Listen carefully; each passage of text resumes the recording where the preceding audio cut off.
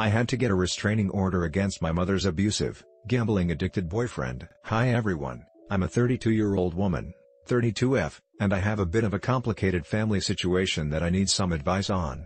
It all started a few years ago when my mother, 58F, went through a messy divorce with my father, 60M. During the divorce proceedings, a lot of ugly truths came out, and it became apparent that my father had been gambling away a significant portion of his income for years, putting our family in a precarious financial situation. My mother was understandably devastated and felt like she had been living a lie for most of their marriage. After the divorce was finalized, my mother was left with very little in terms of assets and savings. She had to downsize to a smaller apartment and take on a part-time job to make ends meet. It was a tough time for her, and I tried my best to support her emotionally and financially whenever I could. Around this time, my mother started dating again, which I was initially happy about. She deserved to find happiness and companionship after everything she had been through. However, her new boyfriend, let's call him Jim, 55M, quickly raised some red flags for me. Jim was a charming guy on the surface, but I noticed that he had a habit of making subtle jabs at my mother's intelligence and appearance. He would also frequently pressure her to borrow money from me or take out loans, claiming that he had some business opportunities that would pay off big. I tried to voice my concerns to my mother, but she was so desperate for love and affection that she brushed them off, accusing me of being overprotective and judgmental. It was around this time that I started to notice some strange behaviors from my mother as well. She became increasingly secretive and evasive, often disappearing for hours at a time without explanation. When I would ask her about it, she would brush it off or change the subject. I also noticed that she had started to develop a bit of a gambling habit herself, frequently visiting the local casino or playing online poker. At first, I didn't think too much of it, but then I started to notice money disappearing from her accounts. It wasn't huge sums, but it was enough to raise some red flags, especially given her already precarious financial situation. I decided to confront my mother about it, and that's when she broke down and confessed everything. Jim had been manipulating her and taking advantage of her vulnerability after the divorce. He had been encouraging her gambling habit and even introducing her to some shady underground poker games. Apparently, Jim had been using my mother's winnings and losses to fund his own gambling addiction and supposed business ventures. He had also been slowly draining her bank accounts and convincing her to take out loans in her name, all under the guise of investing in these phantom opportunities. I was absolutely furious. Not only had this man been exploiting my mother emotionally and financially, but he had also been enabling and encouraging her own destructive behavior. I tried to reason with my mother, telling her that she needed to leave Jim and cut off all contact with him, but she was so deeply invested in the relationship that she couldn't bring herself to do it. She kept making excuses for him, saying that he loved her and that they were going to make it big with his next business venture. It was like she was under some kind of spell, and no matter what I said or did, I couldn't seem to break through to her. I even tried to confront Jim directly, but he was a master manipulator and gaslighter. He twisted the situation around, making it seem like I was the one overreacting and trying to control my mother's life. He played the victim card, claiming that he was just trying to help her financially and that I was being unfair and unsupportive. My mother ate it all up, and our relationship became increasingly strained as she took Jim's side time and time again. It was like she was a completely different person, and I felt like I was losing her to this toxic and abusive relationship. Things came to a head when I discovered that my mother had taken out a second mortgage on her apartment to fund one of Jim's business opportunities. This was the final straw for me, and I knew that I had to take drastic action before she lost everything. I contacted a lawyer and started the process of seeking a conservatorship over my mother's finances. It was a difficult and emotionally charged decision, but I felt like I had no other choice. I couldn't stand by and watch as this man drained her of every last penny and left her destitute. When my mother found out about the conservatorship proceedings, she was livid. She accused me of betraying her trust and trying to control her life. Jim, of course, fanned the flames, convincing her that I was the enemy and that I was just trying to sabotage their happiness and success. Things escalated quickly, with my mother threatening to cut me out of her life entirely if I didn't drop the conservatorship. I tried to reason with her, but she was completely under Jim's influence at this point. It was like talking to a brick wall. The situation took an even darker turn when Jim started making veiled threats against me. He would show up at my apartment unannounced, trying to intimidate me into dropping the conservatorship. He even went so far as to suggest that he had connections to unsavory characters who could make my life very difficult if I didn't back off. I was terrified, but I knew that I couldn't give in to his bullying tactics. I had to protect my mother, even if she couldn't see it at the time. I increased security around my home and started documenting every interaction with Jim, just in case I needed to involve the authorities. Despite the threats and intimidation, I pressed forward with the conservatorship proceedings. It was a long and arduous legal battle, but eventually, the court ruled in my favor. I was granted temporary conservatorship over my mother's finances, with the goal of getting her out of debt and away from Jim's toxic influence. Of course, this didn't go over well with my mother or Jim. They both lashed out at me, accusing me of betrayal and trying to ruin their lives. My mother even went so far as to disown me, saying that I was no longer her daughter as far as she was concerned. With the conservatorship in place, I was able to get a better understanding of just how deep the financial damage ran. My mother had racked up tens of thousands of dollars in debt, taken out multiple loans and mortgages, and had even drained a significant portion of her retirement savings. It was a mess, and it was going to take years to untangle and get her back on solid financial footing. But at least now I had the legal authority to take control of the situation and protect her from further exploitation. One of my first orders of business was to get a restraining order against Jim, prohibiting him from having any contact with my mother or coming within a certain distance of her residence. This was a difficult step, as my mother still adamantly refused to see him for the manipulative and abusive person he was. She fought me every step of the way, accusing me of trying to control her life and keep her from the man she loved. It was heartbreaking to see just how deep his grip on her was, but I knew that I had to stay strong and protect her, even if she couldn't see it at the time. The emotional fallout from this whole situation was immense. My relationship with my mother was essentially shattered, and she refused to speak to me or acknowledge my existence. I had lost not only my mother but also my best friend, and it felt like a piece of my heart had been ripped out. I tried to remain strong and focus on the legal and financial aspects of the conservatorship, but there were many nights where I would break down in tears, wondering if I had done the right thing and if there was any way to repair the damage that had been done to our relationship. It's been a few years since all of this happened, and while the legal and financial situation has stabilized, the emotional wounds are still fresh. My mother and I are slowly working on rebuilding our relationship, but it's a long and difficult process. She has finally started to see Jim for the manipulative and abusive person he truly is, but the damage he caused will likely never be fully undone. I'm just grateful that I was able to step in and protect her before she lost everything.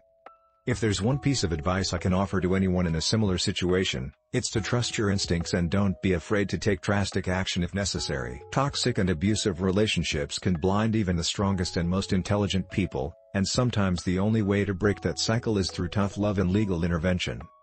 It's been a long and painful journey, but I know that I did the right thing in the end, even if it meant losing my mother for a time. I just hope that by sharing my story, I can help others who may be going through similar situations. Break Story 2. Me, 38F, and my husband Dave, 40M, had been happily married for 12 years. We had two wonderful kids, Emma, 10F, and Jack, 8M. Life was pretty great until my narcissistic mother, 62F, decided to insert herself into our lives in the most destructive way possible. My mother has always been a piece of work. Growing up, she was emotionally abusive and manipulative. She favored my younger brother over me and made me feel like I could never measure up. When I got married and had kids of my own, I tried to keep my distance to protect my little family from her toxicity. Things took a dark turn when my father passed away a couple of years ago. Instead of grieving like a normal person, my mother became obsessed with taking control of his assets and estate. She fought viciously with my brother over the inheritance, eventually cutting him off completely. With no one else left, she turned her sights on me and my family. At first, it was just little digs here and there, criticizing how I raised the kids or managed the household. But it quickly escalated into her demanding money, trying to turn the children against Dave and me, and even showing up unannounced at our house. The final straw came when Emma innocently mentioned that Grandma said if we're really good, she'll put us in her will instead of Mom and Dad. That's when the horrible truth dawned on me. My own mother was trying to alienate my children from us to inherit their inheritance. I was sickened and furious. How dare she try to manipulate and exploit innocent kids like that?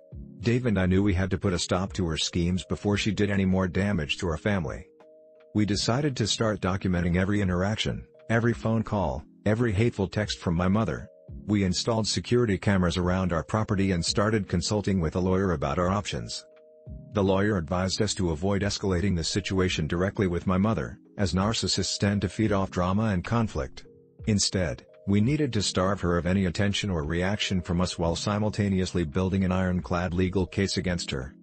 It was agonizing having to bite our tongues and play nice with this woman who was so blatantly trying to hurt our family, but we knew the payoff would be worth it in the end. Of course, my mother didn't make it easy. She continued showing up uninvited, leaving cruel voicemails, and bad-mouthing us to anyone who would listen. I'll never forget the time she ambushed us at Emma's dance recital, screaming at me for being an ungrateful, terrible daughter.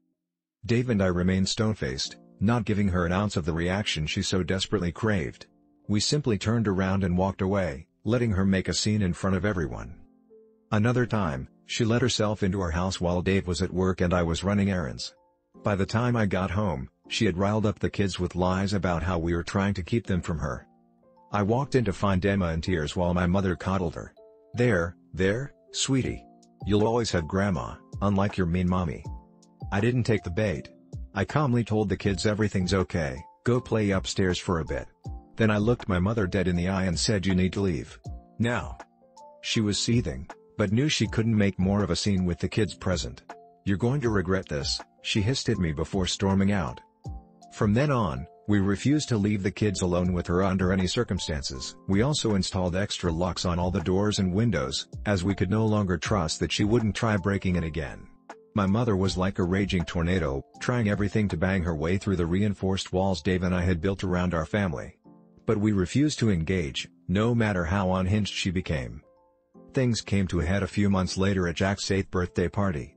We had explicitly uninvited my mother, but of course she showed up anyway like the deranged gatecrasher she was. You can't keep me from my own grandchildren, she yelled, trying to barge into the backyard. I stepped outside to confront her, with Dave backing me up. This is our home and our family, I said firmly. You're not welcome here until you stop your campaign of harassment and manipulation. She let out a guttural scream of rage. You're dead to me. You hear me? Dead. With that, she finally left. But we knew this wasn't the end, not by a long shot. Sure enough, my mother's behavior only grew more unhinged and sinister. She started sending anonymous, vile letters and packages to our house, containing things like dead rats and feces. She was caught on our security cameras multiple times lurking around the property line at night, likely looking for a way to break in. The stalking and harassment had gotten to truly criminal levels. We had no choice but to get law enforcement involved at this point. I'll never forget the look of smug satisfaction on my mother's face when the police officers arrived to question her. Oh, she's just a poor, heartbroken grandmother, she cried crocodile tears to the officers. All I want is to be part of my grandkids' lives.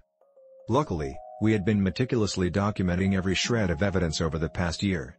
The officers quickly saw through my mother's act when presented with a harassment paper trail, trespassing videos, and eyewitness accounts from neighbors of her unhinged behavior. She was arrested on the spot for stalking and criminal harassment. As she was led away in handcuffs, she turned to me with pure, venomous hatred in her eyes and spat, "You'll never win. Not as long as I'm alive." With my mother in jail awaiting trial, Dave and I hoped we could finally get some peace. We naively thought our arrest would be the end of this hellish ordeal. Boy, were we wrong. A couple of weeks later, I got a dreadful call from the police. Apparently my deranged mother had been pulling strings and contacting people from behind bars. Two of her prison bodybuilder goons had broken into our home in the middle of the night, clearly with sinister intentions.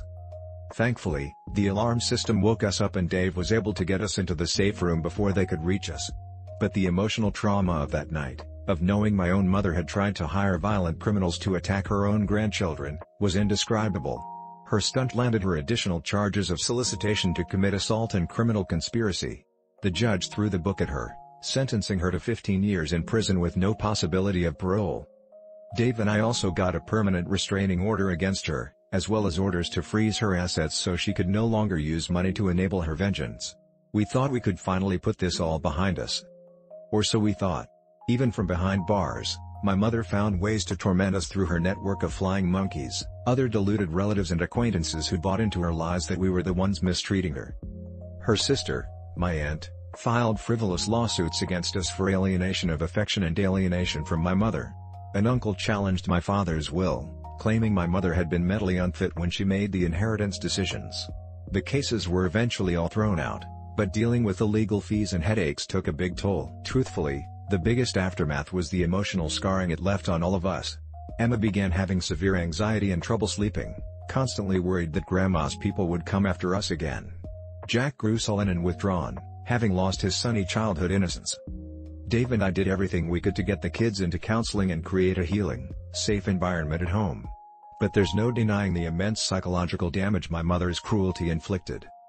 As for me, I still have nightmares about that night the intruders came. I'll never forget the soul-crushing realization that the person who gave me life was also willing to have me killed, simply because I refused to let her control or manipulate me and my children. In the end, the scorched earth revenge we enacted was blocking my mother out of our lives completely and ensuring she could never reach us or the kids again, physically or legally. It was the only way to be free of her toxic influence once and for all. I try not to dwell on feelings of anger or sadness over what she took from our family. Instead, I focus on protecting the people I love and creating new childhood memories for Emma and Jack, the kind of warm, happy, innocent memories that toxic people like my mother can never comprehend or destroy. We may be a little more cautious now, a little more guarded, but we're also immensely stronger than before. We survived the nuclear blast, and watched the fallout rain down on the narcissist who naively thought she could nuke us without consequence.